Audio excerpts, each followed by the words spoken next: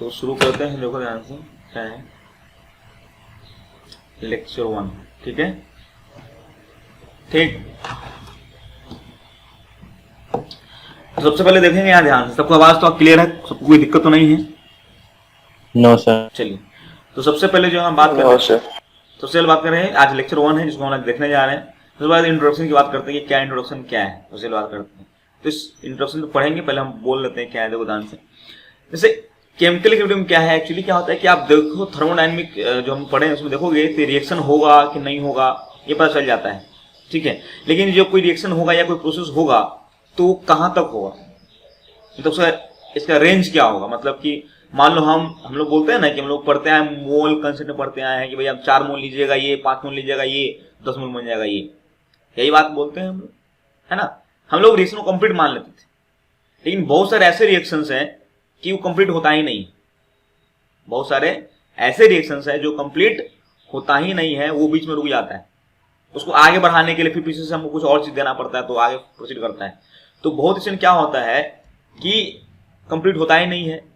तो कंप्लीट नहीं होता तो क्या बन जाता है, उसमें कुछ प्रोडक्ट भी होंगे आपके और कुछ रिएक्टेंट से बचे हुए होंगे, है ना। तो ऐसे रिएक्शंस में क्या होता है कि जितना रेट एक पोजीशन हम लोग को मिलता है, एक स्टेट मिलता है जहां पे क्या होता है कि जैसे पहले क्या होगा, मान लो रिएक्टेंट रखा हुआ है तो सारे रिएक्टेंट ही है, तो क्या होगा, रिएक्टेंट क्या करेगा, प्रोडक्ट बनना शुरू कर देगा। जैसे जैसे प्रोडक्ट का अमाउंट बढ़ना शुरू हो जाएगा तो प्रोडक्ट से भी रिएक्टेंट, मतलब जो रिएक्शन जो है वो बोथ डायरेक्शन में क्या होगा, स्पॉन्टेनियस होगा।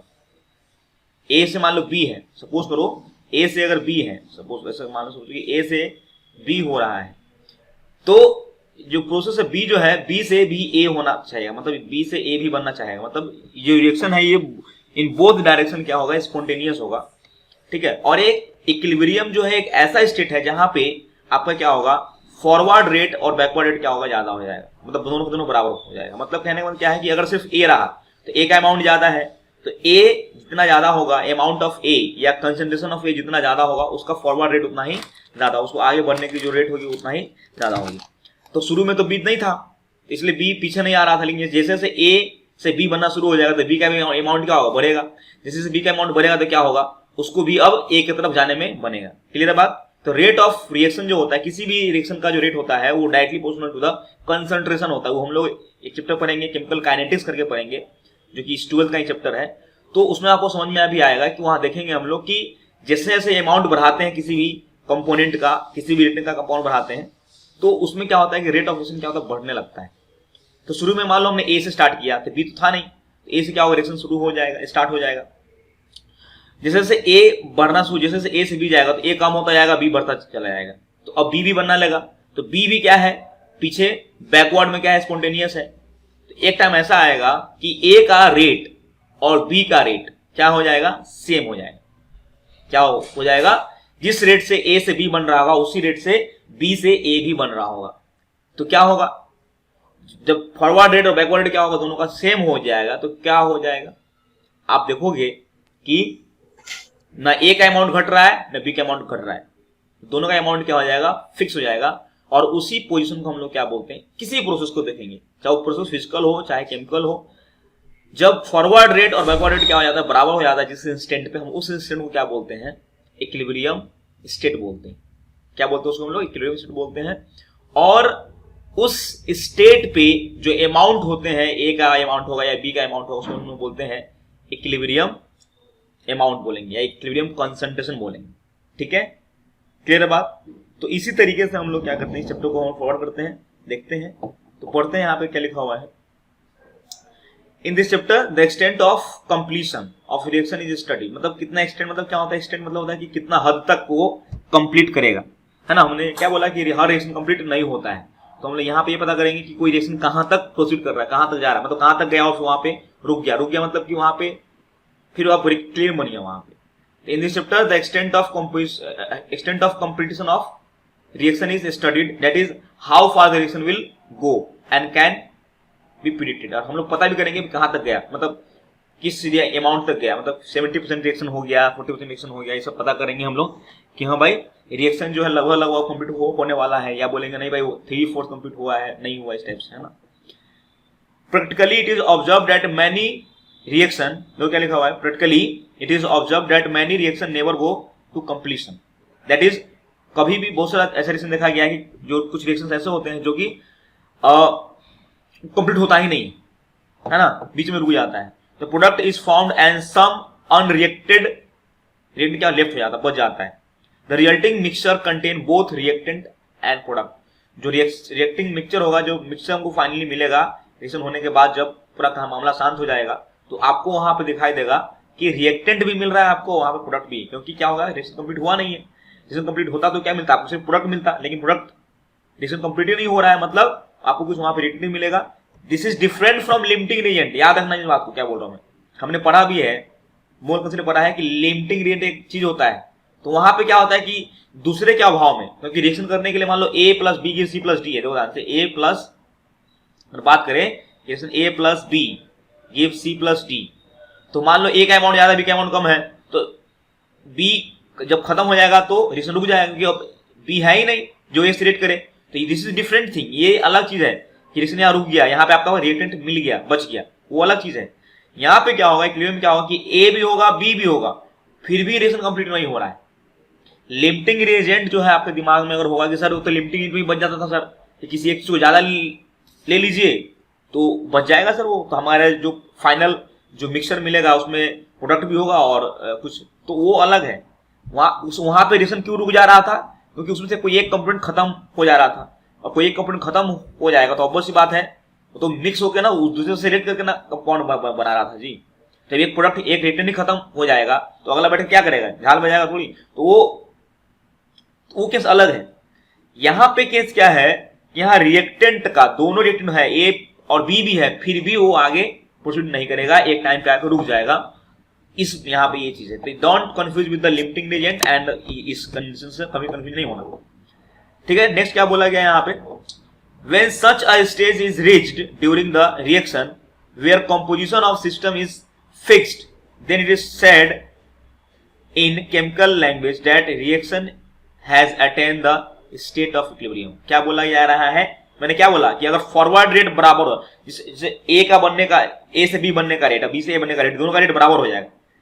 जिस रेट से ए जा रहा है उस रेट से बी आ रहा है, तो क्या हो जाएगा, ए मान लो 4 मोल घट गया 1 मिनट में, और बी ने भी 4 मोल बना दिया उसी टाइम में, समझ में आ रहा है। ए जो है बी बनाया 1 मिनट में 4 मोल बना दिया, सेम मिनट के अंदर बी ने भी ए बना दिया 4 मोल, तो रेट चल रहा है लेकिन दोनों का अमाउंट क्या हो जाएगा, फिक्स हो जाएगा। जब इक्विलिब्रियम स्टेट आएगा तो क्या होगा, वहां पे फॉरवर्ड रेट बैकवर्ड रेट क्या हो जाएगा, सेम हो जाएगा। तो जिस रेट से ए बना रहा है बी को, उसी रेट से बी बनाएगा ए को, तो अमाउंट जो है ए का और बी का क्या हो जाएगा, फिक्स हो जाएगा। और वहां पे क्या होगा, कॉम्पोजिशन जो है मिक्सचर का वो फिक्स हो जाएगा, मतलब ए और बी का अमाउंट क्या हो जाएगा, फिक्स हो जाएगा। और उसी को हम लोग क्या बोलते हैं, केमिकल लैंग्वेज में क्या बोलेंगे, उसको बोलेंगे स्टेट ऑफ इक्विलिब्रियम। बोलो यहां तक किसी को अगर डाउट है तो बताओ। No sir. हाँ चलिए नहीं है डाउट नहीं। चलिए नेक्स्ट बात करते हैं हम लोग आगे कि at equilibrium both the forward and backward reaction occur eight equal speed. समझ में आया क्या बोला मैंने, बोला था इस बात को कि इक्विलिब्रियम पे क्या होता है, जब इक्विलिब्रियम बन जाता है, जब इक्विलिब्रियम स्टेट अचीव हो जाती है, तो फॉरवर्ड रेट जो है वो बैकवर्ड रेट की क्या हो जाता है, बराबर हो जाता है। फॉरवर्ड एंड बैकवर्ड रिएक्शन क्या होता है, ऑकर एट इक्वल स्पीड। जो फॉरवर्ड रेट होता है ए से बी बनने का जो रेट है और बी से ए बनने का रेट है, वो दोनों का स्पीड क्या हो जाएगा, सेम हो जाएगा। The study of equilibrium has great application in industrial process. अभी देखेंगे बहुत जगह कि इक्विलिब्रियम का बहुत ही ज्यादा इंपॉर्टेंस है। हम लोग लगता है ना कि भैया ए डाल दीजिए, बी डाल दीजिए, आप फैक्ट्री में डब्बा में डाल के प्रोडक्ट बना दिए, सी बना दी और डब्बा पैक किया तुमको बेच दिए, ऐसा नहीं है। कंपनी लोग जो है बहुत सारे केमिस्ट को, बहुत सारे साइंटिस्ट को हायर करती है। ऐसा नहीं है कि बस, अरे मान लो दिमाग लगाओ कि किसी तुम ही कंपनी खोले, तुमको मालूम चलेगा कि ए और बी मिला के सी बन जाता है, तो क्या होगा, तो हर आदमी कंपनी खोलना शुरू कर देगा, तुम भी खोल लो वो भी खोल लेगा। लेकिन होता है क्या है कि उसके अंदर कुछ साइंटिफिक कंडीशंस होते हैं, भाई ऐसा होना चाहिए, टाइम है ना। मान लो कोई रॉ मटेरियल नहीं आ रहा है तो उसका अल्टरनेटिव ढूंढना पड़ेगा कि भैया ये रॉ मटेरियल के बदला ये रॉ मटेरियल डालिए, तो इससे हम प्रोडक्ट बनाएंगे। अब उस रॉ मटेरियल के साथ रिएक्शन जो होगा उससे क्या कंडीशंस होंगी उसको फुलफिल करने के लिए, समझ में आ रहा है क्या बोल रहा हूं मैं? तो कहने का मतलब क्या है कि इसका इंडस्ट्रियल बहुत ज्यादा यूज है, मतलब ऐसा नहीं है कि इसको पढ़ रहे हैं, ऐसा नहीं, इसका इंडस्ट्रियल बहुत यूज है। आप देखेंगे क्या हाँ यूज है ना। This study of equilibrium has great application in industrial process for those chemical reaction which attain equilibrium during the course of reaction, और खासकर उस रिएक्शन के लिए जो कि वो रिएक्शन कंप्लीट नहीं होता। जैसे कि अभी देखा यहाँ पे रिएक्शन लिखा हुआ, ये कॉन्टेक्ट प्रोसेस से हम लोग क्या बनाते हैं, H2SO4 बनाते हैं। एक और है अमोनिया बनाने का प्रोसेस, एक और है अमोनिया बनाने का प्रोसेस, किससे, N2 से और H2 से बनाते हैं। तो ये भी बनाते हैं। तो ये भी रिएक्शन क्या होता है, हम लोग अभी तक क्या पढ़ते हैं, अभी तक हम लोग ये पढ़ते हैं कि N2 plus H2 give NH3। हम लोग पूरा मान लेते हैं कि ये 1 मोल हुआ, ये 3 मोल हुआ, ये 2 मोल बन जाएगा, परफेक्ट ऐसा बोलते आए हैं। लेकिन ऐसा होता नहीं है ना। तुम 1 मोल ये ले लो, 3 मोल ये ले लो, तो तुमको 2 मोल नहीं मिलने जा रहा है। कुछ बनेगा NH3 और कुछ N2 और H2 बच जाएगा, ठीक है। तो जब तक इक्विलिब्रियम नहीं पढ़ रहे तब तक बात ठीक थी कि भैया ऐसा ऐसा बात है। जब आप इक्विलिब्रियम पढ़ लेंगे और क्वेश्चन जब इक्विलिब्रियम से बना होगा तो हम इसकी कंडीशंस को मानते हुए चलेंगे कि नहीं भैया रिएक्शन कंप्लीट नहीं होगा, और उसके हिसाब से क्वेश्चन के अकॉर्डिंग हम लोग आंसर देंगे, ठीक है। अगर मोल कंसेप्ट के बारे में पूछा होगा तो वहां पे हम जबरदस्ती नहीं घुसान बैठेंगे ना भैया इक्विलिब्रियम हो जाएगा तो क्या होगा, नहीं, सिंपल सा बात है। क्वेश्चन तुमको देख के समझ में आ जाएगा भाई क्वेश्चन किसका है, इक्विलिब्रियम का क्वेश्चन है कि किसका है, ठीक है।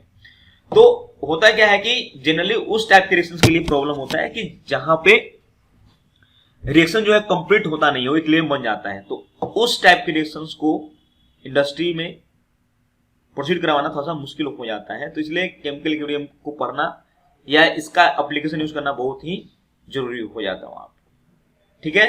कोई दिक्कत है यहाँ पे? जैसे यहाँ के बोल रखा है कि SO2 को O2 से जब मिलाते हैं तो हम लोग देखा होगा, आज तक पढ़ते आए हैं कि SO2 को सीधे डायरेक्टली क्या करें, O2 से मिला दीजिए तो SO3 बन जाएगा। हम लोग नॉर्मली लगता है कि भैया इसको मिला दिए मिल जाएगा, ऐसा नहीं होता है। कंडीशंस पे डिपेंड करता है कि मिलेगा नहीं मिलेगा, डिपेंड करता है, ठीक। तो उसके लिए क्या होता है, एक होता है कैटलिस्ट होता है V2O5, वेनेडियम पेंटाऑक्साइड बोलते हैं उसको, क्या बोलते हैं, वेनेडियम पेंटाऑक्साइड। याद कर लेना क्योंकि ये 5-6 जगह बोलेंगे ऐसा ऐसा, तो अलग से तुमको इनऑर्गेनिक में रटने से अच्छा है कि आप इसको चैप्टर में अगर जहां जहां आता है उसको याद करते रहिए, समझ में आते रहिए, तो आपको इनऑर्गेनिक पर आसान हो जाएगा, रटने की जरूरत नहीं पड़ेगी। तो जो देखोगे यहाँ पे कॉन्टेक्ट प्रोसेस से जो हम लोग H2SO4 बनाते हैं, ये इंडस्ट्रियल प्रोसेस है, ये आपको बुक में भी दिया हुआ है ना, जब सल्फर पढ़ेंगे तो वहां को। तो SO2 से O2 को रिएक्ट करवाते हैं और क्या बनाते हैं, सिंपली तुम SO2 और O2 रख दो तो रिएक्ट नहीं करता है। उसके लिए क्या होता है, हमको वेनेडियम ऑक्साइड और प्लेटिनम गॉज, प्लेटिनम गॉज मतलब होता है कि वहां पे प्लेटिनम का बुरादा को यूज करते हैं, वो एज ए कैटलिस्ट काम करता है, और देन जाके क्या होता है, ये आपका SO3 गैस बनता है। और फिर SO3 गैस को क्या करते हैं, पानी के साथ मिलाते हैं, है ना, फिर वो H2SO4 बनता है। तो इस तरीके से क्या होता है क्वांटिटी प्रोसेस वाला जो इंडस्ट्रियल वाला तरीका है। मैंने एक और बताया तुम लोग को कि N2 plus H2 give NH3, ठीक है। सब क्लियर है यहां तक, कोई दिक्कत? आगे चले।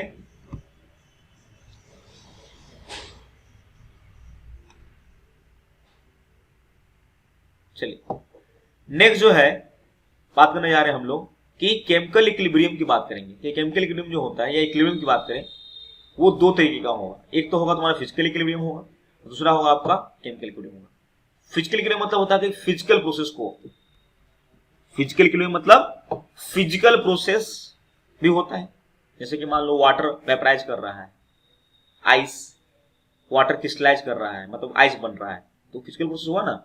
तो फिजिकल प्रोसेस में भी इक्विलिब्रियम बनते हैं,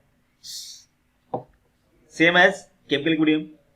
तो जो इक्विलिब्रियम जो है वो दो टाइप का होगा, एक तो फिजिकल इक्विलिब्रियम होगा जहां पे फिजिकल प्रोसेस इन्वॉल्व होगा, एक होगा केमिकल इक्विलिब्रियम जहां पे केमिकल प्रोसेस इन्वॉल्व होगा, ठीक है।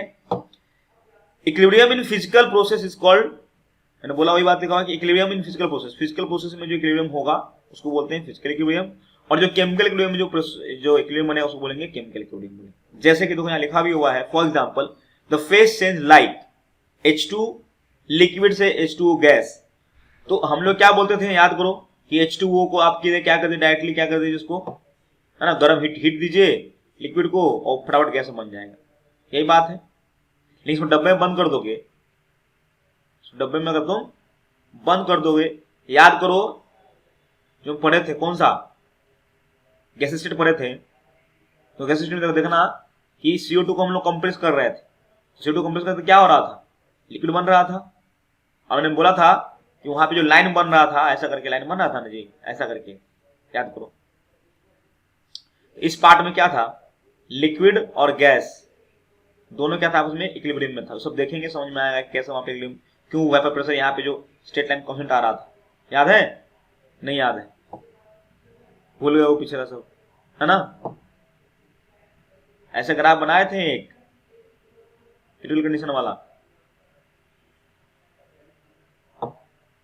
बोलो, अरे बोल नहीं रहा है तुम लोग को आवाज। Yes sir. Yes sir. Graph बनाए थे ऐसा यस करके, सर, यस तो मैंने बताया था कि ये वाला पार्ट यहाँ प्रेशर फिक्स हो जाता है। जैसे ही एक फर्स्ट ड्रॉप लिक्विड बनता है तो प्रेशर क्या होता है, फिक्स हो जाता था, याद है। तो उसको हम अभी एक्सप्लेन करेंगे, चैप्टर जब पढ़ेंगे तो उसमें एक्सप्लेन करेंगे क्यों यहाँ पे ये लाइन स्टेट हो जाता है, सब चीज बात करेंगे, ठीक। तो ये सब चीज ध्यान रखना है। और ये जो स्ट्रेट लाइन जो आता था यहाँ पे, यहाँ जो प्रेशर जो आया वो अलग अलग टेम्परेचर पाता था, and that is known as, बोलते थे उसको वेपर प्रेशर बोलते थे, उसको याद रखिएगा, ठीक।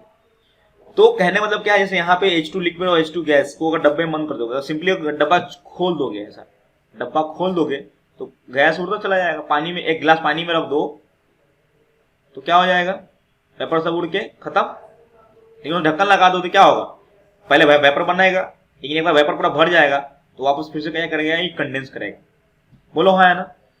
तो एक और बात है, आगे बढ़ेंगे हम लोग कि इक्विलिब्रियम बनाने के लिए ध्यान सुनिएगा कि कभी भी कोई सिस्टम को अगर इक्विलिब्रियम में आप बनाना चाहते हैं, इक्विलिब्रियम एग्जिस्ट होना चाहिए, तो इक्विलिब्रियम तभी एग्जिस्ट करेगा जब वो डब्बा क्लोज होगा, जब वो प्रोसेस एक क्लोज कंटेनर में हो रहा होगा, तभी वहां पे इक्विलिब्रियम बनने का चांस है, अदरवाइज नहीं बनेगा। क्यों नहीं बनेगा, क्योंकि अब देख लो, जैसे कि गिलास में पानी तुम ले लो, गिलास में पानी लोगे तो एक दिन के बाद, 2 दिन बाद देखोगे तो पानी साफ हो जाएगा। लेकिन वही अगर बोतल में डाल दोगे पानी को, देखना वहां वेपर ही बनता है, और ठंडा जब रात उद होता है देखना वो कंडेंस भी हो जाता है। तो आपको देखोगे ध्यान से, तो केमिकल इक्विलिब्रियम के लिए या किसी भी इक्विलिब्रियम के लिए आपको उस प्रोसेस को एक क्लोज वेसल के अंदर, क्लोज कंटेनर के अंदर आपको करवाना पड़ेगा। और क्लोज कंटेनर नहीं है तो इक्विलिब्रियम नहीं बनेगा, है ना। ध्यान से बात सुनिए। और ऐसा नहीं कि हर जगह, कुछ ऐसी जगह भी है, जैसे कि देखो यहाँ पे नमक को पानी में मिला रहे हैं, है ना। देखा होगा एक टाइम आता है, देखा कैसा नहीं है कि आप 1 लीटर पानी में आप नमक घोलते चले जाइए, घोलते चले जाइए, घोलते चले जाइए, ऐसा नहीं होने जा रहा है, ठीक है। ऐसा नहीं है कि 1 गिलास पानी लिए और उसमें हम 1 चम्मच नमक डालें, फिर 2 चम्मच चीनी डालें, फिर 3 चम्मच नमक डालें।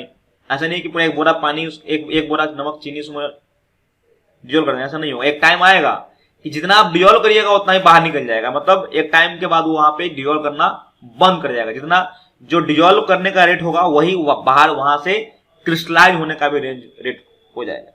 तो यहाँ पे आपको डब्बा बंद करने की जरूरत नहीं है। क्लियर है बात, समझ में आ रहा है। जहां पे गैस इन्वॉल्व होगा, जहां पे लिक्विड होगा, लिक्विड और गैस इन्वॉल्व होगा, वहां पे आपको डब्बा क्लोज करना पड़ेगा। क्लियर है बात, समझ में आ रहा है। जहां पे सॉलिड लिक्विड का इक्विलिब्रियम हो रहा होगा, ध्यान सुनिए क्या बोल रहा हूं, जहां पे सॉलिड लिक्विड का इक्विलिब्रियम हो रहा होगा तो वहां डब्बा बंद करने की जरूरत नहीं है। ये सब बात, ये जो कॉमन सेंस है भाई, है ना। गैस और लिक्विड का या सॉलिड या गैस का, जहां गैस इन्वॉल्व होगा वहां अगर तुम डब्बा खोल दोगे तो मान लो प्रोडक्ट बना वो उड़ जाएगा, प्रोडक्ट जो बना वो उड़ के भाग जाएगा, तो वापस कैसे सॉलिड बनाने में बैठेगा, नहीं बैठेगा ना जी। तो इसलिए क्या होता है कि कहीं पे भी अगर किसी इक्विलिब्रियम में, कोई प्रोसेस में गैस इन्वॉल्व है, तो आपको उस डब्बे को क्लोज ही करना पड़ेगा। क्लोज करके ही आप उसमें इक्विलिब्रियम बना सकते हैं, नहीं तो नहीं बना सकते। हाँ, सॉलिड हो गया, लिक्विड का इक्विलिब्रियम बात कर लें या सॉलिड लिक्विड की बात कर लें, तो आप ओपन वेसल में भी काम कर सकते हैं। तो यहाँ देखो, जैसे पानी का, नमक का घोलना, क्या होगा, एक टाइम तो घुलेगा और फिर उसके बाद तुम और मिलाना बैठोगे तो वापस निकलना शुरू कर देगा, ठीक है। जैसे यहाँ पे बात की थी H2 और Cl2, हम आपसे क्या पढ़ते आए थे कि H2 को सब्स्टिट्यूट करवाइए और क्या बन जाएगा, HCl बन जाएगा। लेकिन ये भी क्या होता है, रिएक्शन इक्विलिब्रियम बनाता है, क्योंकि इसको भी तो भाई ऑब्वियस बात है, दोनों को डब्बा में, क्लोज डब्बा में रखना पड़ेगा ना जी। H2 और Cl2 को क्लोज डब्बे में रखना पड़ेगा, और HCl भी गैस ही होता है, डब्बा खोल के तो हो नहीं सकता। तो यही प्रॉब्लम मैंने क्या बताया कि बहुत से लिक्विड हो गया, सॉलिड हो गया, उसमें क्या दिक्कत है कि आप प्रोडक्ट बना उसको निकाल लीजिए, प्रोडक्ट बना उसको आप निकालते चले जाइए। लेकिन क्या होता है कि गैस में क्या होता है कि आपको क्लोज कंटेनर, इक्विलिब्रियम जैसे क्लोज करिएगा गैस वाले में, इक्विलिब्रियम का कोई कोई सिस्टम अगर इक्विलिब्रियम बनाता है तो आपको वहां पे फटाक से इक्विलिब्रियम बनना शुरू हो जाएगा, रिएक्शन प्रोसीड नहीं करेगा आगे, है ना। तो एक प्रॉब्लम ये भी है। तो ध्यान रखना, इस समझाने के मेरा क्या मोटिव था इसके पीछे कि इक्विलिब्रियम जो है वो क्लोज कंटेनर में होना होगा अगर जनरली, और खासकर अगर गैस है तो पक्का ही होगा। बाकी लिक्विड सॉलिड का है या लिक्विड लिक्विड का है या सॉलिड सॉलिड का है तो वो तो ओपन कंटेनर में भी किया जा सकता है। लेकिन जहां पे गैस इन्वॉल्व है, एक भी गैस इन्वॉल्व है वहां पे, जैसे मान लो ये गैस है, ये गैस है, ये सॉलिड है, तो कोई भी एक भी कंपोनेंट अगर गैस इन्वॉल्व है तो आपको डब्बा क्लोज लेना ही पड़ेगा। बिना क्लोज डब्बा के आप इक्विलिब्रियम नहीं बना सकते हैं। बोलो, तो आपको फिजिकल में समझ में आ गया, केमिकल में समझ में आएगा। फिजिकल में क्या होता है, फिजिकल प्रोसेस होता है ना। और केमिकल में जैसे फिजिकल में जनरली फेस ट्रांसफॉर्म जो होता है, फेस ट्रांसफॉर्म, सॉलिड से लिक्विड, लिक्विड से गैस, है ना, गैस से सॉलिड, सॉलिड से। तो फिजिकल का एग्जाम्पल बता देते हैं, फेस ट्रांसफॉर्म का होता है, दूसरा होता है सॉल्यूशन का होता है। ये दो चीज मेजर जो पढ़ना है आपको फिजिकल में पढ़ना है, फिजिकल इक्विलिब्रियम पढ़ना है। और बाकी केमिकल में तो तुम पता ही है, केमिकल में पढ़ना है। तो फिजिकल इक्विलिब्रियम में आपको फेस ट्रांसफॉर्म पढ़ना है, फेस चेंज होता है तब, और जब कुछ मिलाते हैं किसी लिक्विड को, लिक्विड में किसी सॉलिड मिलाते हैं तब। तो बोलो यहां तक किसी को डाउट है, आगे चले। No sir.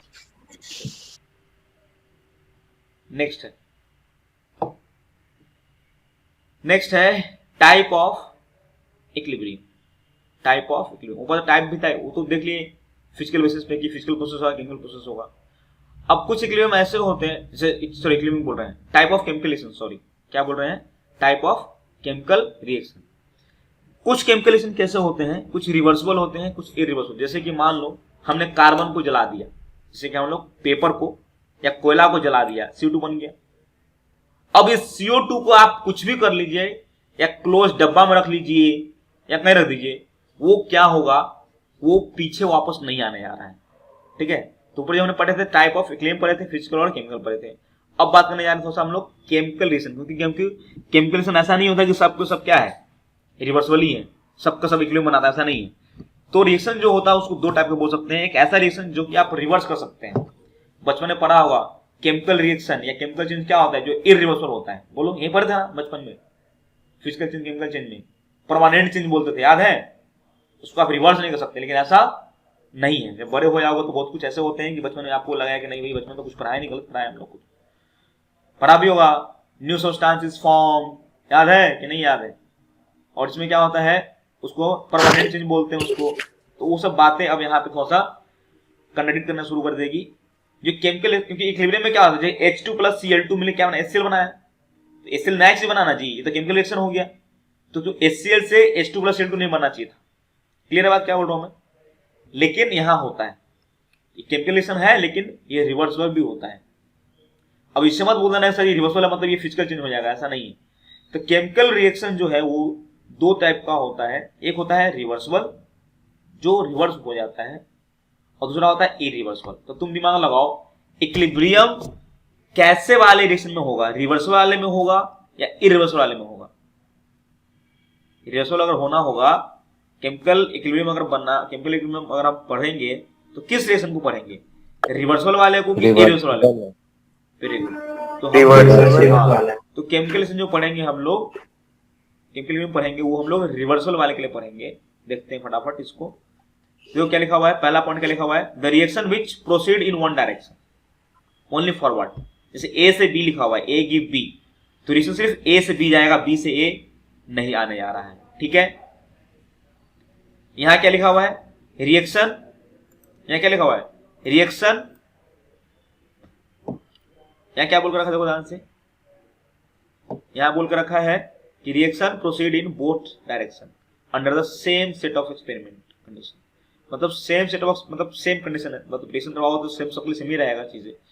तो सेम कंडीशन के अंदर देखोगे जिस रेट से फॉरवर्ड आ रहा है उस रेट से वो बैकवर्ड भी आ रहा हो। मतलब वो रिएक्शन रेट तो बाद में होता है जब क्लिप बन जाए तब, वो रेट वो स्पॉन्टेनियस आगे भी होगा और बैकवर्ड, मतलब बोथ डायरेक्शन में, फॉरवर्ड में भी स्पॉन्टेनियस होगा और बैकवर्ड में भी क्या होगा, स्पॉन्टेनियस होगा। नेक्स्ट देखो पॉइंट क्या है, reactant are almost completely converted into product.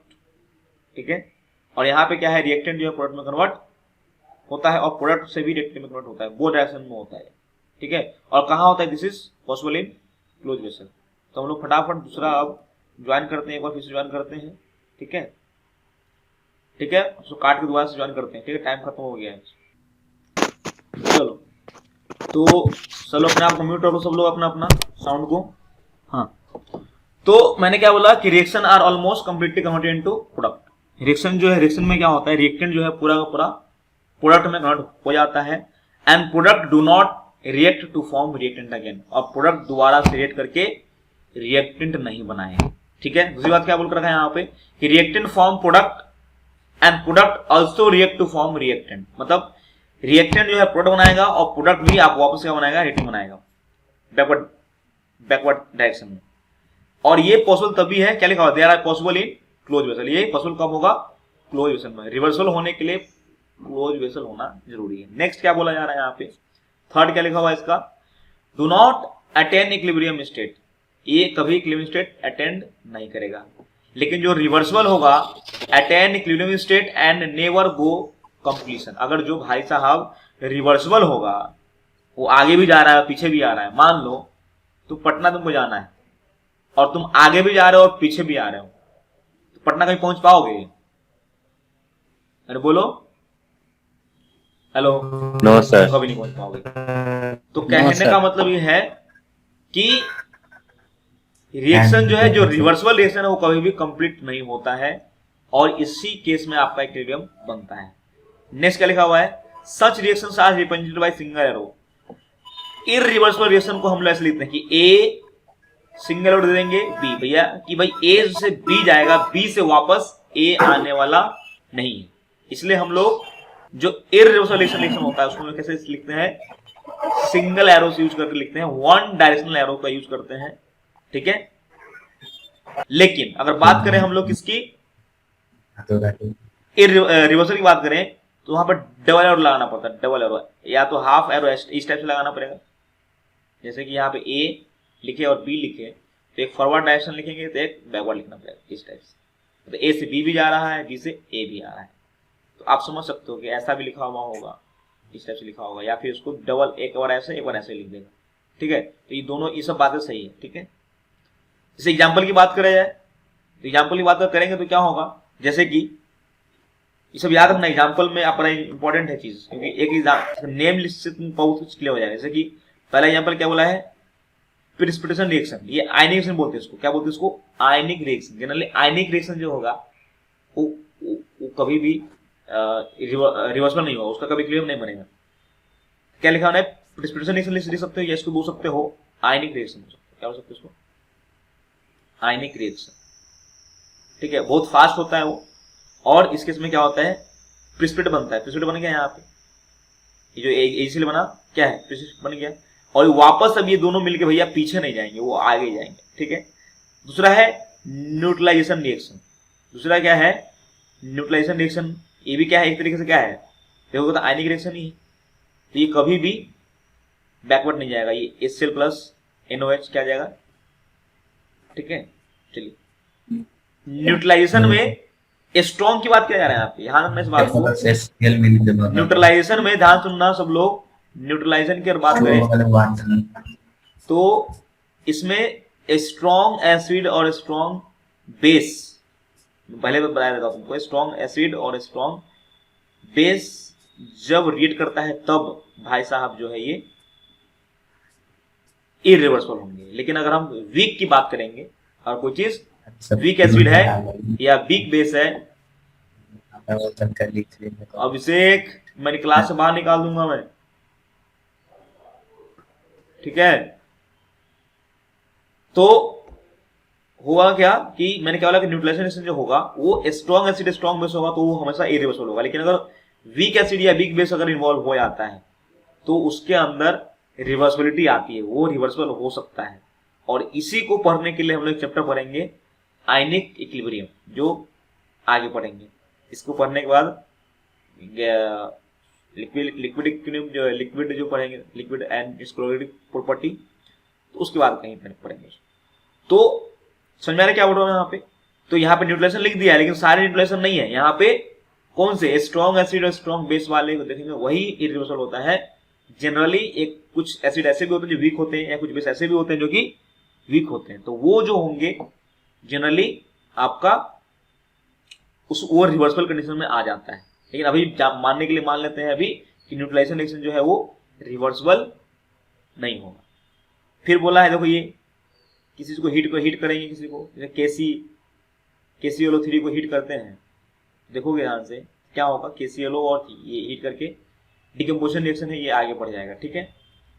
और बोला है कि रिएक्शन इन ओपन वेसल, मतलब ऐसे रिएक्शंस जो कि ओपन वेसल में हो रहे हैं, ओपन वेसल मतलब खुला हुआ, ऊपर से खुला हुआ है, ढक्कन बंद नहीं है, तो ऐसे रिएक्शंस जो होंगे रिवर्सिबल होने पे भी इट बिकम इरिवर्सिबल। क्या लिखा हुआ है, इवन अ रिवर्सिबल, क्या लिखा हुआ है, reaction in open vessel even a reversible reaction will become irreversible if it is carried out in open vessel. ठीक है, जैसे कि दो ध्यान से, इसको अगर आप खोले में, जैसे कैल्शियम कार्बोनेट को अगर तुम डिकम्पोज कराओगे, हीट दोगे डायरेक्टली और ओपन कंटेनर में डालोगे, तो ये सीधे CO सॉलिड बन जाएगा और CO2 बनेगा, वो उड़ जाएगा तो सिर्फ यही बचाना है तुम्हारे लिए, ये वापस थोड़ी जाएगा, नहीं जाएगा। तो इसको आप चाहते हैं कि इक्विलिब्रियम बने, तो इसको आपको ढक्कन के डब्बा के अंदर रखना पड़ेगा, तो इक्विलिब्रियम बनेगा। तो ये देखोगे ध्यान से, तो रिवर्सिबल है, सॉरी इरिवर्सिबल होगा, डब्बे के अंदर नहीं रखोगे तो इरिवर्सिबल होगा, लेकिन डब्बे रख दोगे तो इरिवर्सिबल हो जाएगा। तो कहने मतलब क्या है कि बहुत सारे ऐसे रिएक्शंस होते हैं इरिवर्सिबल होने के बावजूद भी डब्बा के अंदर रख दोगे तो रिवर्सिबल बन जाएगा, और कुछ ऐसे रिएक्शंस होते हैं जो कि रिवर्सिबल है लेकिन उसको डब्बा खोल दोगे तो क्या बन जाएगा, वो इरिवर्सिबल बन जाएगा। यहां पे एग्जांपल बात करते हैं कि एग्जांपल क्या है, देखो ध्यान से, होमोजेनियस रिएक्शन, जैसे कि ओनली वन फेज, होमोजेनियस किसको बोलते हैं, सिर्फ एक ही फेज, जैसे कि हमारे देखो यहाँ सब गैस है, गैस गैस गैस, सब गैस है, मतलब एक ही टाइप का फेस हो, मतलब रिएक्टेंट भी गैस हो और प्रोडक्ट भी गैस हो, तो इसको क्या बोलेंगे हम लोग, इसको बोलते हैं होमोजेनियस रिएक्शन बोलते हैं। हेटेरो में क्या होगा, कुछ कंपोनेंट सॉलिड भी है, कुछ कंपोनेंट लिक्विड भी है, तो अगर कंपोनेंट के डिफरेंट फेस हैं तो उसको बोलेंगे हेट्रोजीनियस रिएक्शन। क्या बोलेंगे उसको, हेट्रोजीनियस रिएक्शन बोलेंगे। अगर सारे कंपोनेंट के फेस एक जैसे हैं तो क्या बोलेंगे उसको हम लोग, हेमोजेनियस बोलेंगे। तो पहला बोला है गैसियस फेस की बात की, H2 + I2 क्या दे रहा है, 2HI, ये भी इक्विलिब्रियम बनाएगा। N2 + O2 क्या बनाएगा, 2NO, इक्विलिब्रियम बनाएगा। इसको बोलते हैं ब्रिकलैंड आइड एक प्रोसेस बोलते हैं। क्या बनाने के लिए यूज किया जाता है, इसको बनाने के लिए यूज किया जाता है HNO3, नाइट्रिक एसिड बनाने के लिए यूज किया जाता है, ठीक है।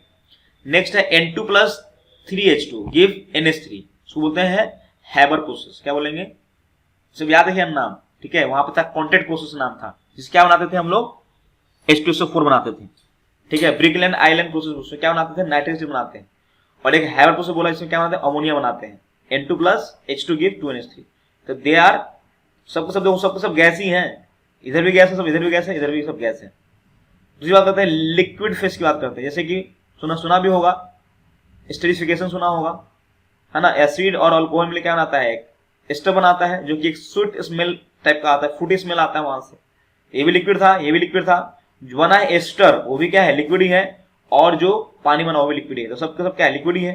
तो क्या हो गया, ये फेस लिक्विड क्या होगा, इसमें लिक्विड फेस का इक्विलिब्रियम बन गया। यहाँ पे सॉलिड फेस की बात करें तो डायमंड और ग्रेफाइट, देखा होगा कोयले के खदान में ही डायमंड मिलता है। ऐसा नहीं है कि डायमंड आपको कहीं मिल गया, आप है ना पेड़ नीचे खोदे और मिल गया, ऐसा नहीं है। पेड़ नीचे तब मिलेगा जब गहरा में मिलेगा, जब किसी ने गाड़ा होगा वहां तब मिलेगा। लेकिन जनरली जो ओरिजिनल नेचुरल जो डायमंड मिलेगा आपको, वो हमेशा कोयले खदान मिलेगा, ग्रेफाइट माइनिंग में मिलेगा आपको। ऐसा नहीं है कि कहीं पे मिल जाएगा, टंगा हुआ मिल जाएगा। टंगा हुआ मिल जाएगा मतलब वो निकाला जा चुका है पहले से। तो वहां पे क्या होता है, डायमंड और ग्रेफाइट आपस में क्या होता है, इक्विलिब्रियम में रहता है, ठीक है। वो डायमंड से ग्रेफाइट बनना है, ग्रेफाइट से डायमंड बनना है, वो डिपेंड करता है कि आप उसके ऊपर कंडीशन क्या लगा रखा है। जो कंडीशन फेवरेबल होगा उसके हिसाब से वो आगे जाएगा या फिर पीछे जाएगा। लेकिन जनरली दोनों कैसा होता है, इक्विलिब्रियम में होगा। तो यहाँ पे सॉलिड और सॉलिड क्या है, यहाँ पे इक्विलिब्रियम में। क्लियर बात। दूसरी बात करते हैं हेट्रोजीनियस की बात करेंगे। हेट्रोजीनियस इक्विलिब्रियम में क्या होगा, रिवर्सल में क्या होगा, more than one phase are present, that is, जो क्या लिखा हुआ है यहाँ पे CaO CO3 कैल्शियम कार्बोनेट, ये सॉलिड है, ये भी सॉलिड है लेकिन ये क्या है, गैस है, तो ये भी रिवर्सल हो जाता है अगर उसको क्लोज वेसल में डालोगे तो। ओपन में डालोगे तो रिवर्सल नहीं होगा। यही सेम प्रोसेस अगर ओपन में डालोगे तो ये एक ही एरो बनाना चाहिए था, यहाँ पे करवा दिया आप मामला लो। यहाँ पे अगर एक ही एरो डालोगे, यहाँ पे अगर एक ही एरो डालते हैं, यहाँ पे अगर एक ही एरो डालते हैं तो क्या हो जाएगा, रिवर्सल इरिवर्सल हो जाएगा। ओपन कंटेनर में ऐसा होगा, ठीक है, इस टाइप से। लेकिन वही अगर क्लोज कंटेनर ले लेते हो तो यही रिएक्शन क्या हो जाएगा, तुम्हारा रिवर्सल बन जाएगा। और देखोगे तो ये हेट्रोजीनियस रिएक्शन होगा, क्योंकि यहाँ पे सॉलिड भी है और यहाँ पे गैस भी। बोलो क्लियर है यहाँ तक। सिमिलरली सेम रिएक्शन को अगर डब्बा बंद कर देते हो तो क्या हो जाएगा, यहाँ एरो सिंगल लगा लेना, यहाँ पे एरो सिंगल लगाएंगे, ठीक। डायमंड से भी ग्रेफाइट बनता है सर? बिल्कुल बनता है, ये प्रोसेस होता है कि वो डिपेंड करता है कि, हाँ ये प्रोसेस डिपेंड करता है कि तुम कंडीशन अभी पढ़ेंगे आगे चल के कि आपको मान लो ग्रेफाइट चाहिए तो क्या कंडीशन लगाना पड़ेगा हमको उसके ऊपर, या फिर डायमंड चाहिए तो क्या उसके ऊपर अप्लाई करें, प्रेशर बढ़ा दें, टेम्परेचर बढ़ा दें, क्या कर दें, वो सब पढ़ेंगे आगे कि how equilibrium state get modify, इसको फॉरवर्ड प्रोसीड करवाना है, बैकवर्ड प्रोसीड करवाना है तो क्या करना पड़ेगा, वो सब आगे पढ़ेंगे हम लोग, ठीक है। यहाँ तक इसको डाउट तो नहीं होगा आई थिंक। नो। चलिए अब बात करते हैं केमिकल इक्विलिब्रियम की बात करते हैं, ठीक है। तो केमिकल इक्विलिब्रियम क्या है अभी तो समझ में आया कि हम रिवर्सल और इरिवर्सल बात कर लिए। तो रिवर्सल वाले जो रिएक्शंस होते हैं वही तुम्हारा केमिकल इक्विलिब्रियम बना सकता है, अदरवाइज नहीं बना सकता। स्टेट ऑफ इक्विलिब्रियम किसके अंदर आएगा, रिवर्सिबल प्रोसेस बोल सकते हैं या फिर रिवर्सिबल रिएक्शन की बात कर सकते हैं। तो यहाँ देखो ध्यान से एक चीज, तो केमिकल इक्विलिब्रियम की बात करेंगे तो इन रिवर्सिबल रिएक्शन किसकी बात किया जा रहा है यहाँ पे, इन रिवर्सिबल रिएक्शन। जैसे मान लो दो रिएक्टेंट है, एक रिएक्टेंट है R1, दूसरा रिएक्टेंट है R2 और प्रोडक्ट क्या बना रहा है P1 and P2 are the product, ठीक है। तो अगर आप इनिशियली सिर्फ अगर R1 R2 को लोगे तो क्या करेगा, R1 और R2 कंबाइन करके क्या बनाएगा, P1 एंड P2 बनाएगा। तो शुरू में तो सिर्फ R1 R2 था तो रिएक्शन कहां जाएगा, सिर्फ आगे जाएगा। जैसे जैसे R1 R2 हीट करते जाएगा वो R1 R2 का अमाउंट कम होता जाएगा और P1 P2 का अमाउंट क्या होगा, धीरे धीरे बढ़ता जाएगा। बोलो हाँ है ना। शुरू में क्या होगा, जब सिर्फ हम रिएक्टेंट लेके काम करें तो क्या होगा, R1 R2 रिएक्ट करेगा और P1 P2 बनेगा। तो शुरू में R1 R2 ज्यादा है, मैंने बताया था कि रेट ऑफ रिएक्शन जो होता है वो डिपेंड करता है कि उसका अमाउंट कितना है। तो आगे जाने के लिए इसका अमाउंट कितना है, ज्यादा होगा तो रेट ज्यादा होगा, अगर कम होगा तो रेट कम होगा। तो जैसे शुरू में सिर्फ यही था ना, शुरू में सिर्फ कौन था, R1 R2 था, तो फॉरवर्ड रेट क्या होगा, ज्यादा होगा। P1 P2 बिल्कुल नहीं था। जैसे रिएक्शन प्रोसीड करना शुरू हो जाएगा टाइम के साथ P1 P2 बनना शुरू हो जाएगा। जैसे P1 P2 बनना शुरू होगा तो ये भी अपना आपको पीछे भेजना शुरू करेगा। P1 और P2 क्या बनेगा, R1 R2 बनना शुरू करेगा। एक टाइम आएगा कि दोनों का रेट क्या होगा, आगे से पीछे जाने का रेट और पीछे से आगे आने का रेट, दोनों का क्या होगा, सेम हो जाएगा। पढ़ते हैं तो समझ में आएगा थोड़ा सा। इसको क्या लिखा हुआ देखो, initially only reactants are present. Initially मान लो सिर्फ रिएक्टेंट प्रेजेंट है, R1 और R2 प्रेजेंट है, combine to form P1 and P2। As soon as P1 P2 are form they start the backward reaction. जैसे ही P1 P2 बनेगा तो उसको भी, वो तो बैकवर्ड में भी स्पॉन्टेनियस आना चाहिए, तो वो क्या करेगा, जैसे ही P1 P2 बनेगा थोड़ा सा उसी क्या हो जाएगा, जैसे ही P1 P2 बना वो अपने आप पीछे भेजना शुरू कर देगा। वो अलग बात है कि इसका अमाउंट शुरू में कम होगा तो इसका इनिशियल रेट भी क्या होगा, कम होगा। बोलो है ना। लेकिन जैसे जैसे इसका अमाउंट बढ़ता जाएगा इसका भी रेट क्या होगा, पीछे जाने का रेट बढ़ना शुरू हो जाएगा। और एक टाइम ऐसा आएगा कि आगे से आने का रेट और पीछे से जाने का रेट क्या हो जाएगा, सेम हो जाएगा। और उस टाइम पे क्या होगा, आपका इक्विलिब्रियम स्टेट आ जाएगा जहां पे R1 R2 and P1 P2 का अमाउंट जो होगा वो फिक्स हो जाएगा।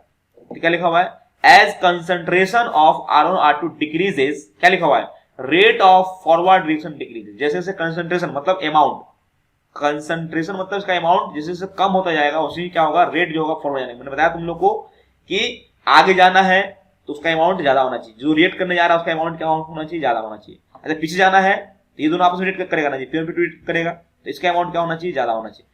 तो जिसका अमाउंट ज्यादा हो उसका रेट क्या होगा, ज्यादा होगा। तो क्या होगा, as concentration of R1 R2 decrease, क्योंकि जैसे जैसे R1 R2 रेट करेगा उसी से R1 R2 का अमाउंट क्या होगा, धीरे धीरे कम होता जाएगा। तो अमाउंट कम होगा तो उसका रेट भी क्या हो जाएगा, कम हो जाएगा। तो as concentration of R1 R2 decreases rate of forward reaction decreases and the rate of backward reaction increases। मतलब जो रेट होगा R1 R2 का वो धीरे धीरे घटना शुरू करेगा, और सिमिलरली प्रोडक्ट से रिटर्न बनने का रेट क्या होगा, क्योंकि अब प्रोडक्ट का अमाउंट धीरे धीरे बढ़ेगा, जैसे धीरे धीरे बढ़ेगा तो उसका रेट शुरू में कम होगा, बाद में बढ़ेगा। क्लियर बात? उल्टा होगा, देखो रिएक्टेंट का रेट घटना शुरू हो जाएगा क्योंकि उसका अमाउंट धीरे धीरे घट रहा है। सिमिलरली प्रोडक्ट का रेट पहले 0 था, 0 से बढ़ना शुरू होगा। बोलो है ना? और एक टाइम आएगा, देखो ध्यान से, तो ultimately a stage reach when both the rate become equal, such state is known as chemical equilibrium और स्टेट ऑफ इक्विलिब्रियम। बोलो यहां तक किसी को डाउट तो नहीं है? No sir. चलिए अब यहां पर थोड़ा बात कर लेते हैं, अब थोड़ा न्यूमेरिकली, अब थोड़ा सा मैथमेटिकली डील करते हैं यहाँ पे कि एट इक्विलिब्रियम की बात करें हम लोग, तो एट इक्विलिब्रियम क्या होगा, द रेट ऑफ फॉरवर्ड को हम लिख लेते हैं क्या, आरएफ लिख लेते हैं, क्या लिख लेते हैं, आरएफ। और रेट इक्विलिब्रियम पे क्या हो जाएगा, the rate of forward reaction जो होगा वो रेट ऑफ बैकवर्ड रिएक्शन के बराबर होगा, उसको क्या लिखते हैं, आरबी लिखते हैं, क्या लिखते हैं इसको, आरबी। ठीक, कोई दिक्कत? दूसरी बात क्या है, कंसंट्रेशन किसको बोलते हैं, तो बताए थे कि मोलारिटी पढ़ा करो, मोल पर लीटर क्या होता है, मोलारिटी, दिस इज मोलारिटी। ठीक है, तो कंसंट्रेशन जनरली देखोगे तुम यहाँ पे चैप्टर में मोलारिटी ही डिपेंड करता है, मतलब मोलारिटी ही डील करेंगे, और बहुत सारे कंसंट्रेशन होते हैं बट हम उसके बारे में बात नहीं करेंगे, जनरली इसी बारे में बात करेंगे। तो कंसंट्रेशन ऑफ रिएक्टेंट जो होगा and product become constant, equal नहीं होगा, ध्यान से बात क्या बोल रहे हैं, you don't miss concept with the equal कि भैया ए का 10 मोल होगा इसका 10 मोल होगा, ऐसा नहीं। इक्विलिब्रियम आएगा, वहां पे अमाउंट जो होगा रिएक्टेंट का और प्रोडक्ट का सेम हो जाएगा। क्लियर है बात? ऐसा में तो अमाउंट फिक्स नहीं होगा, सॉरी उसका अमाउंट सेम नहीं होगा, दोनों का फिक्स हो जाएगा कि मान लो ये 4 मोल था और ये 6 मोल था, अब जाके तो ये 2 मोल बनाया इधर, तो 8 हो गया, फिर ये 8 से 2 बना दिया, कितना हो गया, फिर से 4 हो गया, तो 4 और 8 फिक्स हो गया दोनों का कि भाई रिएक्टेंट का एक लिमिट में कितना होगा कंसंट्रेशन 4, ऐसे कितना हो जाएगा 8। ऐसा नहीं कि 4 और 4, ऐसा भी होता है, कहीं होता होगा इक्विलिब्रियम में, जरूरी नहीं कि दोनों सेम हो जाए। बस ये बोला जा रहा है कि टाइम के हिसाब बाद और उसका जो फिक्स अमाउंट हो गया वो बदलेगा नहीं, जब इक्विलिब्रियम बन गया तो उसका जो कंसंट्रेशन है वो बदलने वाला नहीं है, ये बोला जा रहा है यहाँ पे। इसलिए बोला जा रहा है कि रिएक्टेंट का और प्रोडक्ट का जो कंसंट्रेशन है वो बिकम कांस्टेंट हो जाएगा। ठीक है, कोई दिक्कत यहां तक किसी को, जो डाउट है यहां तक? सर सेकंड वाला पॉइंट एक बार और एक्सप्लेन कर दीजिए। सेकंड वाला पॉइंट, जैसे मान लो सपोज करो जैसे ए, जैसे मान लो A plus B give C plus D. ठीक है, शुरू में इसके मोल होंगे कुछ, मान लो इसको मान लेते हैं 10 मोल मान लेते हैं, इसका 10 मोल पर लीटर होगा, इसका ऐसा कुछ नहीं था, शुरू में रेट इसका ज्यादा होगा, ठीक, इसका कुछ बनेगा, कुछ टाइम के बाद दोनों मिला के मान लो 2 मोल हो गया, यहाँ पे अलग अलग मोल लिख सकता तुम, हमें 2 मोल हुआ, 2 मोल फिर से बैकवर्ड आना शुरू हो जाएगा, रेशन आना शुरू कर देगा। तो एक टाइम ऐसा आएगा, क्योंकि पता है कि अभी कितना होगा, 8 मोल हो गया ना जी, घट के 8 मोल हो जाएगा, कुछ जरूरी नहीं कि 10 से 2 गया, ये डिपेंड करता है कि 2 से कितना मोल बन रहा है। ठीक है, तो जैसे जैसे रेट घटना, जैसे जैसे ये यहाँ प्रोसीड करेगा तो इसका अमाउंट क्या होगा, रेट जो होता है किसी भी रिएक्शन का वो डिपेंड करता है कि उसके रिएक्टेंट पे कितना मोल है। तो जैसे जैसे ये 8 था उसका 10 से 8 होगा, रेट घट जाएगा ना जी इसका पहले रेट कुछ भी नहीं था, पीछे आने का रेट कुछ भी नहीं था क्योंकि कंजम्पशन क्या था, 0 था, लेकिन जैसे 2 मोल ये बनेगा इसका रेट आएगा थोड़ा सा, और कितना आएगा थोड़ा सा, क्योंकि 2 ही मोल आया ना जी, तो रेट भी क्या होगा, थोड़ा सा रेट ही होगा। तो अभी इसका रेट कम है, इसका रेट क्या होगा, ज्यादा होगा। ठीक है, जिस रेट ज्यादा होगा तो इसका अमाउंट क्या होगा, धीरे धीरे बढ़ना शुरू हो जाएगा। जब तक इसका रेट बड़ा है, इसका रेट छोटा है, तो क्या होगा, ओवरऑल क्या होगा, आपको ये इंक्रीज होता हुआ दिखाई देगा। नहीं समझ में आ रहा है, यहां से रेट आगे जाने का रेट ज्यादा है और पीछे आने का रेट कम है, तो आपको क्या दिखा, प्रोडक्ट का अमाउंट बढ़ना शुरू हो जाएगा। बोलो हाँ या ना? क्लियर बात क्या बोल रहा हूं मैं? yes. लेकिन एक टाइम ऐसा आएगा कि जब आगे जाने का रेट और पीछे आने का रेट दोनों जगह क्या हो जाए, सेम हो जाए। तो 4 मोल तोड़ के इधर से इधर ले गया तो सिमिलरली उतना ही इधर भेज दिया, तो आगे जाने और पीछे आने का रेट जब सेम हो जाएगा तो मान लो 2 मोल इसने दिया इसको, वही 2 मोल तुम लो, तो बोला तुम भी लो 2 मोल, है ना। तो सेम टाइम जितना मोल इसको दिया उतना ही मोल इसको तोड़ के दे दिया वापस। तो यहाँ पे क्या हो गया कि मान लो यहाँ पे इसका इक्विलिब्रियम कब बना, तो इसका जब x मोल था, x मोल पे जो रेट आया इसके y मोल पे रेट आ गया। समझ में आ रहा है क्या बोल रहा हूं मैं, क्योंकि रेट तो अलग अलग होगा ना जी, ये C से D से मिलके AB बना रहा है, तो यहाँ पे होता है y मोल पे जो रेट आया वो उसके x मोल पे रेट आया। नहीं समझ में आया, x मोल था इसका रेट आएगा मान लो 10 मोल पर सेकेंड आ गया, और उसका y मोल था तो उसका 2 मोल पर सेकेंड रेट आ गया। समझ में आ रहा है क्या बोल रहा हूं मैं।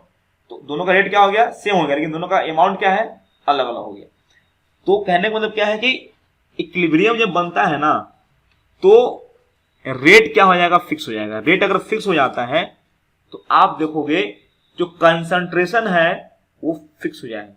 मतलब कंसंट्रेशन मतलब अमाउंट जो है किसका, रिएक्टेंट का और प्रोडक्ट का, वो फिक्स हो जाएगा, सेम नहीं होगा। Don't confuse with same. Same एक अलग वर्ड है, सेम मतलब इसका अगर 10 मोलर है तो इसका 10 मोलर होना चाहिए, ऐसा नहीं है।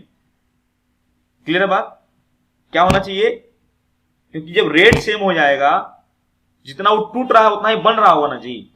नहीं समझ में आया, जिस रेट से रिएक्टेंट टूट रहा है उसी रेट से वो बन भी रहा है। नहीं समझ में आया, तो मान लो जब ऐसा होगा तो उसका अमाउंट फिक्स नहीं हो जाएगा। हम तुमको 20 रुपया दे रहे हैं और वापस तुम भी 20 रुपया दे रहे हो, तो मेरा पैसा क्या होगा। नहीं समझ में आया, क्या हुआ, जैसे कि मान लो सेम मतलब कुछ भी नहीं हो, मैं इक्विलिब्रियम में हो चलो जाएगा। फिर से बात करता, सुनो। जैसे मेरे पास 1 लाख रुपया है, तो मेरे पास मान लो ऐसा है कि मेरे पास जितना पैसा होगा मैं उतना ज्यादा पैसा बांटूंगा, ठीक। और तुम्हारे पास वही कहानी है, तो मेरे पास क्या है कि 1 लाख रुपया है तो तुमको मेरा रेट देने का ज्यादा होगा, तो पास अब 0 रुपया है, तुम नहीं देने वाले हो। तुमको हम 1 रुपया दिए, तुम्हारे पास पैसा आया, तुम देने की टेंडेंसी रखते हो, हम भी देंगे पैसा, हमको आएगा तो हम भी देंगे। तो तुमको बस 1 रुपया भी दिए, तुम भी क्या बोलोगे, सर आप भी लीजिए। तुमको हम 1 रुपया देंगे, तुम कितना दोगे, 1 पैसा दोगे, मान लो 1 पैसा दोगे, क्योंकि तुम्हारा अमाउंट कम है तो तुम उस हिसाब से दोगे ना जी। समझ में आया। तो फिर मैं तुमको 10 रुपया दूंगा, तो हो सकता तुम मुझे 2 रुपया दो वापस, ठीक। तो इस हिसाब में क्या होगा, मेरा देने का रेट क्या है, ज्यादा है, अरे बोलो, और तुम्हारा देने का रेट क्या है, कम है। तो ओवरऑल तुम्हारा तो अमाउंट बढ़ता जा रहा है। एक टाइम आएगा कि मैंने तुमको दे दिया 40 रुपया, तुम्हारे पास कितना हो गया, 40 रुपया हो गया तुमको, ठीक। और मेरे पास हो गया 60 रुपया, तो 60 रुपया मेरा जब हो जाएगा तो मेरे देने की रेट कम हो जाएगी। तो पहले मैं दे दिया तुमको 10 रुपया दे रहा था, अब क्या दूंगा मैं, अब 5 रुपया दूंगा। तुम्हारा अमाउंट बढ़ गया ना जी, तो तुम भी 5 रुपया दोगे अब। तो मेरा 60 रुपया हो गया, तुम्हारा 40 रुपया हो गया। तो तुम 40 रुपया में क्या करते हो, मैं 60 रुपया तुमको, 60 रुपया मेरे पास होता है तो तुमको 5 रुपया देते हैं, और तुम 40 रुपया होते हुए तुम 5 रुपया मेरे को दे रहे हो। वो तो डिपेंड करता है कि भाई किस तरह से बॉन्ड टूट रहा है, घट रहा है, तो रेट डिपेंड करता है, उस पर भी डिपेंड करता है। तो मैं 60 रुपया हो गया, तुम्हारा 40 रुपया हो गया, तुमने 40 में से मुझे 5 रुपया वापस दिए, लीजिए सर। तो मैंने बोला कि 60 रुपया में मेरा भी रेट जो है वो कितना होगा, क्योंकि कंसंट्रेशन पर रेट डिपेंड करता है। हो सकता है कि मेरा 60 रुपया पे मेरा देने का रेट क्या है, 5 रुपया, हो सकता है तुम्हारा जो है 40 रुपया पे ही देने रेट क्या है, 5 रुपया है। तो मैंने अपने से 5 रुपया तुमको दिया, कितना 45 रुपया हुआ। फिर तुमने क्या किया, तुमने भी 5 रुपया दे दिया मेरे को, तो क्या हो जाएगा, मेरा फिर 60 रुपया हो गया। फिर 5 रुपया देंगे, फिर 5 रुपया दोगे, फिर 5 रुपया देंगे, फिर 5 रुपया दोगे, तो क्या हो जाएगा, इससे लेन देन तो चल रहा है लेकिन अमाउंट क्या हो गया, फिक्स हो गया। तो जब ये लेन देन जब सेम हो जाता है तब बोलते हैं कि भैया अब बन गया इक्विलिब्रियम। क्यों, क्योंकि मेरा 60 का 60 रुपया अब रह गया, अब चेंज नहीं होने जा रहा है, उसका 40 से 40 रुपया रह गया, अब वो चेंज नहीं होने जा रहा है। क्लियर बात, तो बराबर तो नहीं है ना जी, 60 और 40 सेम तो नहीं है, लेकिन दोनों का रेट क्या है, सेम है। तो रेट सेम हो जाने के कारण क्या हो गया, उसका जो अमाउंट हो गया वो फिक्स हो गया, वो कांस्टेंट हो गया, वो चेंज नहीं होना। अब समझ में आया सबको, कोई दिक्कत। चलिए अब देखो ध्यान से क्या है, तुम रेट की अगर बात करें तो तुम देखोगे ध्यान से यहाँ पे कि इस रिलेशन लिखते हैं, R1 प्लस R2 लिखते हैं, तो R1 प्लस R2 जो है वो आगे जाएगा, ठीक। ग्राफ देखते हैं यहाँ पे, तो शुरू में अमाउंट जिसका खूब था ये कुछ भी नहीं था, तो ज्यादा था ना जी, तो शुरू में रेट क्या होगा, बोलो फॉरवर्ड रेट क्या होगा, ज्यादा होगा ना जी। Yes sir. फॉरवर्ड रेट क्या होगा, ज्यादा होगा शुरू में, और t इक्वल टू अगर 0 बात कर ले, t इक्वल टू 0 पे क्या इसका रेट होगा पीछे से आगे आने का, आगे से पीछे जाने का? प्रोडक्ट स्टेटमेंट बनने का कोई रेट होगा? नहीं होगा, 0 होगा ना, क्योंकि प्रोडक्ट है ही नहीं ना। सिर्फ क्या होगा, रिएक्टेंट से प्रोडक्ट बनेगा। अरे बोलो हाँ या ना। Hello, yes sir. Yes sir. शुरू में क्या होगा, सिर्फ रिएक्टेंट ही तो है, प्रोडक्ट तो है नहीं। तो प्रोडक्ट है तो इसका अमाउंट क्या ज्यादा है, तो देने का रेट क्या होगा, ज्यादा होगा। तो क्या होगा, शुरू में फॉरवर्ड रेट तो कितना, यहाँ पे ऊपर में है एकदम टॉप पे, यहाँ पे है। और इसका रेट कितना है, बैकवर्ड रेट क्या है, 0 है, क्योंकि है ही नहीं शुरू में, 0 पे तो है ही नहीं कुछ, तो कहां होगा। जैसे ये थोड़ा सा प्रोडक्ट बनेगा, इसके अमाउंट कम हो गया तो इसका रेट क्या हो जाएगा, कम हो जाएगा। थोड़ा सा ये प्रोडक्ट बना तो क्या हो जाएगा, इसका रेट अब बढ़ जाएगा। पहले नहीं था कुछ भी तो रेट नहीं था, अब कुछ आया तो रेट बढ़ा। जैसे इसका रेट घटते जा रहा है वैसे वैसे इसका रेट बढ़ते जा रहा है। एक टाइम आएगा जब दोनों का रेट क्या हो जाएगा, बोलो, फिक्स हो जाएगा। दोनों का रेट क्या है, यहाँ पे फिक्स है ना दोनों का रेट। बैकवर्ड रेट भी यही है और फॉरवर्ड रेट भी यही, दोनों का रेट क्या होगा, दोनों एक लाइन पे आ जाएगा, एक लाइन पे आ जाएगा। ठीक, इसको बोलते हैं इक्विलिब्रियम बोलते हैं। ठीक, अच्छा ये बताओ ये इक्विलिब्रियम है कि नहीं है, ये ग्राफ बनाया मैंने, इक्विलिब्रियम है कि नहीं है? No sir. हाँ, नो सर। नहीं हो जा रहा है। देखो तो रेट फिक्स होना या रेट, देखो तो हो या कांस्टेंट रेट, या रेट क्या होगा, कांस्टेंट हो गया ना, क्यों नहीं है? इक्विलिब्रियम है कि नहीं है? नहीं है। नहीं है, क्योंकि इक्विलिब्रियम इसलिए नहीं है क्योंकि इसका रेट देखो क्या है, अलग है, ज्यादा है। इसका रेट क्या है, कम है ना जी, ज्यादा है फॉरवर्ड का। समझ में आ रहा है? इसका रेट देखोगे तो क्या होगा, इन्फिनिटी पे अलग है, इसका रेट क्या है, अलग है ना जी। इक्विलिब्रियम बनने का मतलब क्या है, दोनों का रेट क्या होना चाहिए, कोइंसाइड कर जाना चाहिए टाइम लैप्स के हिसाब से। बोलो है ना, लैप्स कर गया यहाँ पे, एक साथ आ गया, आया समझ में? यहाँ पे क्या है, दोनों अलग अलग ही है, इसका रेट अलग है, इसका रेट अलग है। देखो यहाँ इसका रेट अलग है ना जी, ये वाला पॉइंट, इसका रेट अलग है, this is not the equilibrium. यहाँ पे क्या है, R1 R2 क्या है, RF और RB दोनों सेम नहीं हो रहा है टाइम के हिसाब से। बोलो हाँ है ना, कोई दिक्कत नहीं? समझ में आ रहा है, समझ में आया क्या बोला मैंने? Yes sir. ठीक है, सो रहा है क्या तुम लोग? यस सर, सब बिछावन पर लेट लेट नो सर। अच्छा अब बात करते हैं कंसंट्रेशन की बात करते हैं। क्या बात करते हैं, कंसंट्रेशन की बात करते हैं। तो कंसंट्रेशन की बात करेंगे तो शुरू में सिर्फ रिएक्टेंट ही होगा, प्रोडक्ट 0 होगा। अरे बोलो, शुरू में सिर्फ क्या होगा, रिएक्टेंट ही होगा, प्रोडक्ट 0 होगा। तो धीरे धीरे रिएक्टेंट का रेट क्या होगा, कम होता जाएगा। जैसे जैसे रिएक्शन प्रोसीड करेगा वैसे रिएक्टेंट का रेट क्या होगा, कम होता जाएगा। और वैसे से क्या होगा, प्रोडक्ट का रेट बढ़ते जाएगा। प्रोडक्ट कंसंट्रेशन क्या होगा, बढ़ेगा, रेट नहीं, कंसंट्रेशन अमाउंट बढ़ते जाएगा। और एक टाइम पे क्या हो सकता है, दोनों का अमाउंट क्या हो जाए, सेम हो जाए। तो ये जो ऐसा इक्विलिब्रियम है जहां पे क्या दोनों का कंसंट्रेशन क्या हो गया है, सेम हो गया है। जितना कंसंट्रेशन रिएक्टेंट का उतना ही कंसंट्रेशन क्या है, प्रोडक्ट का है। ये बताओ ये इक्विलिब्रियम बना रहा है कि नहीं बना रहा है? Yes sir. बना रहा है कि नहीं ये इक्विलिब्रियम? Yes sir. क्यों बना रहा है? क्योंकि इस टाइम के बाद देखोगे तो अमाउंट क्या हो गया है, कांस्टेंट फिक्स हो गया है। कांस्टेंट हमें सेम से मतलब नहीं है, सेम हो जाए तो अच्छी बात है, कोई दिक्कत नहीं है, लेकिन टाइम के हिसाब से कंसंट्रेशन जो होना चाहिए वो एक टाइम के बाद फिक्स हो जाना चाहिए। तो हो गया ना फिक्स, बोलो इसका रेट, इसका कंसंट्रेशन क्या हो गया, फिक्स हो गया। अब इस टाइम के बाद बदलने नहीं आ रहा है और इसका भी कंसंट्रेशन इसके टाइम के बाद बदलने नहीं जा रहा है, मतलब अमाउंट नहीं बदल रहा है। यहाँ देखो गड़बड़, बहुत लोग क्या होता है, कंफ्यूज हो जाता है। ये कंसंट्रेशन के लिए सही है बात, लेकिन ये रेट के लिए सेम सही नहीं है। समझ में आ रहा बात? ये है कि नहीं इक्विलिब्रियम की? देखो तो ये वाला है, ये भी है। हो सकता है कि कंसंट्रेशन ऑफ रिएक्टेंट क्या है, पहले ज्यादा था, इसका 0 था, तो ये घट घट के बहुत ज्यादा घट जाए, बढ़ के बहुत ज्यादा बढ़ जाए, और एक टाइम के बाद क्या हो जाएगा, दोनों को दोनों फिक्स हो गया। देखो इसके लिए फिक्स हो गया और इसके लिए क्या हो गया, ये भी फिक्स हो गया ना, यहाँ पे पॉइंट फिक्स हो गया। ये क्या है, यस सर। तो कंसंट्रेशन जो है एक टाइम के बाद क्या होना चाहिए, एक पैरेलल लाइन होना चाहिए टाइम के हिसाब से। बोलो हाँ या ना?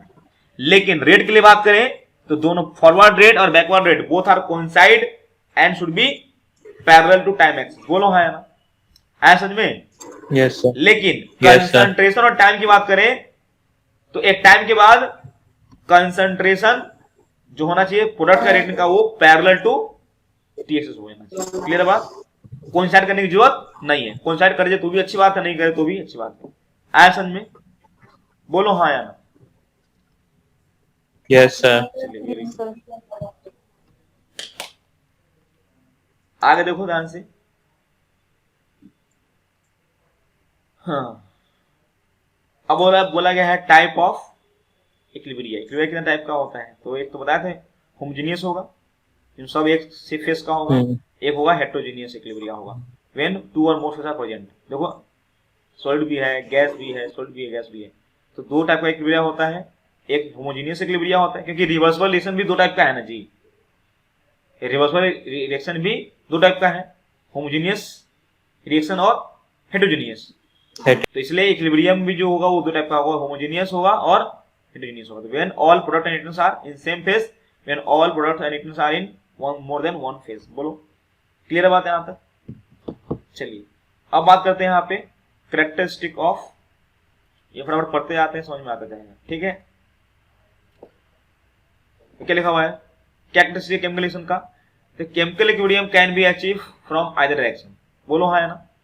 तुम अभी क्या कर रहे थे कि सर हम ए और बी ले रहे थे तो जाके सी और डी बन रहा था, और फिर जाके फाइनली क्या बना था, इक्विलिब्रियम बन जा रहा था।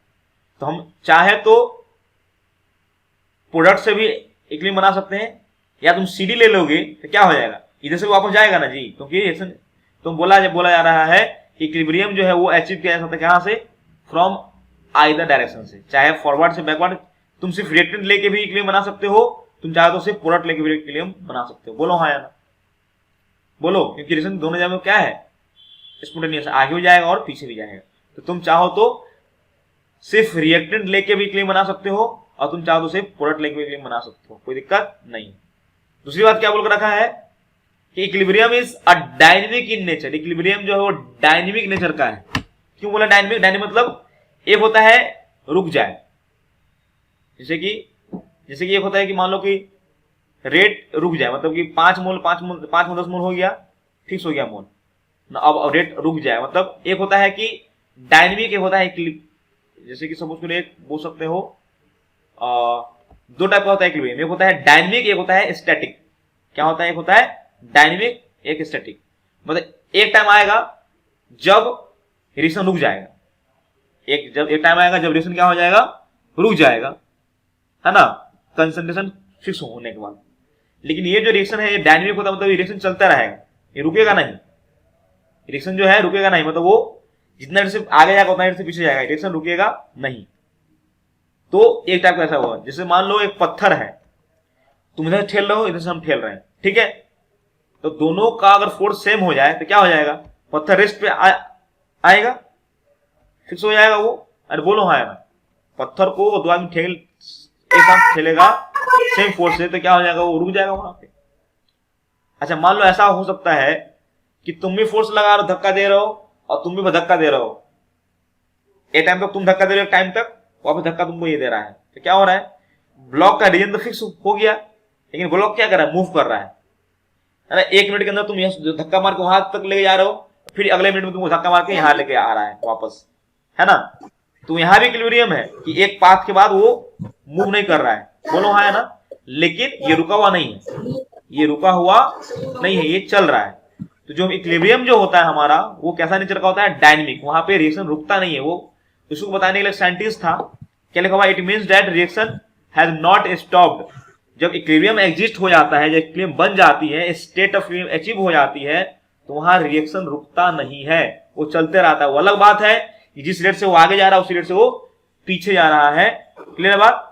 But both the opposing reactions are proceeding at the same rate, रुकेगा नहीं, लेकिन बोथ जो रिएक्शन है वो अपोजिंग रिएक्शन एक दूसरे के उल्टा जो चलता रहता है वो चलता रहेगा सेम रेट से, लेकिन वो रुकेगा नहीं। जैसे कि एग्जांपल साइंटिस्ट ने क्या किया, उसको पता लगाने के क्या किया, जैसे कि मान लो उससे क्या फायदा था? हाँ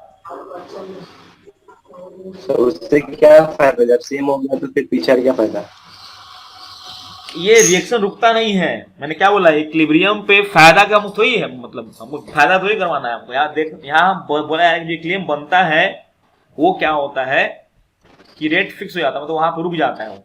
जैसे कि तुम्हारी बात करें, जैसे कि सपोज तुमने एक पैसा कमाया, तुम बोलोगे नहीं 1 करोड़ रुपया कमा लेंगे तो मेरा क्या हो जाएगा, स्टेबिलिटी आ जाएगी, मेरी लाइफ में इक्विलिब्रियम आ जाएगा, मतलब, है ना। अब मान लो कि 1 लाख रुपया कमा लिए, अरे बोलो, तो 10,000 खर्च भी कर, 1 लाख रुपया खर्च भी कर दिए, तो रुक जाते हो दिन। अरे बोलो। No sir.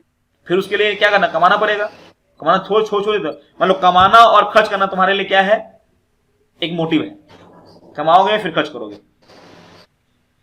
एक टाइम आएगा तुम 1 करोड़ रुपए जमा कर लोगे, 1 करोड़ जमा कर लोगे, तो क्या तुम कमाना बंद कर दोगे क्या? तुम्हारा मोटिव होगा कि मुझे एसेट बनाना है, 1 करोड़ का बनाना है, ठीक। तुम्हारा this is the motive of your life. तुम 1 करोड़ बना लिए कमा के, उसमें क्या करोगे? जब तुम 1 करोड़ कमाना होगा तो क्या करोगे तुम?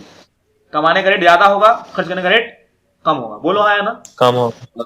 लेकिन जब 1 करोड़ कमा लोगे तो क्या करोगे? छोड़ दोगे, घर बैठ जाओगे? No sir. अरे उसको 1 करोड़ को बचाने के लिए क्या होगा, तुम्हारा इक्विलिब्रियम कब माना जाएगा? जब तुम्हारे 1 करोड़ रुपया है, दैट इज इक्विलिब्रियम कांस्टेंट। आगे तक पढ़ेंगे हम लोग, इक्विलिब्रियम कांस्टेंट बोलेंगे उसको, ठीक है। जब तुम 1 करोड़ रुपया कमा लोगे तो हम क्या बोलेंगे कि भाई तुम्हारा इक्विलिब्रियम स्टेटस अचीव कर गया। लेकिन अचीव है, लेकिन अचीव क्यों है? क्योंकि तुम्हारा खर्चा जो हो रहा है उसको तुम कमा के निपटा ले रहे हो, जो कमा रहे हो तुम खर्चा कर दे रहे हो। क्लियर है बात? इसलिए तुम्हारा इक्विलिब्रियम बना हुआ है।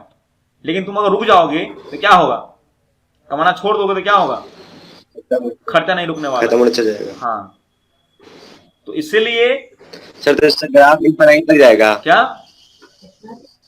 ग्राफ इनफाइनाइट तक जाएगा। हाँ, इन्फिनाइट हो जाएगा, टाइम इन्फिनाइट हो जाएगा, वो चलता है, रेट कांस्टेंट रहेगा, वो फिक्स रहेगा, ठीक है।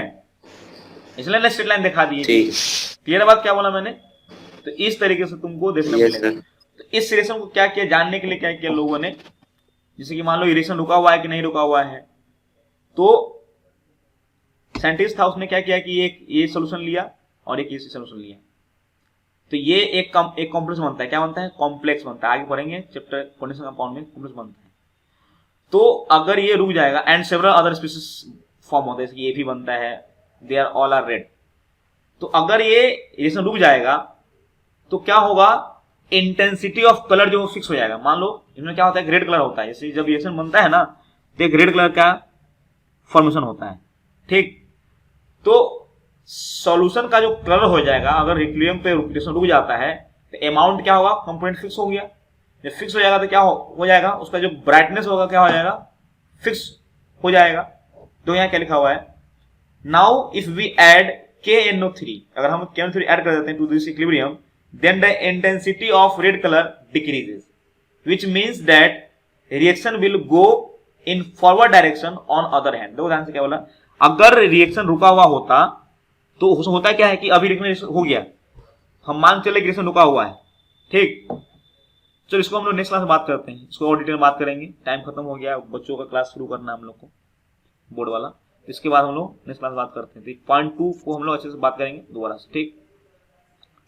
सर आज वाले लेक्चर का रिकॉर्डिंग भेज दीजिएगा। ठीक है, रिकॉर्ड हो गया है, वो शाम तक जाएगा वो, ठीक है।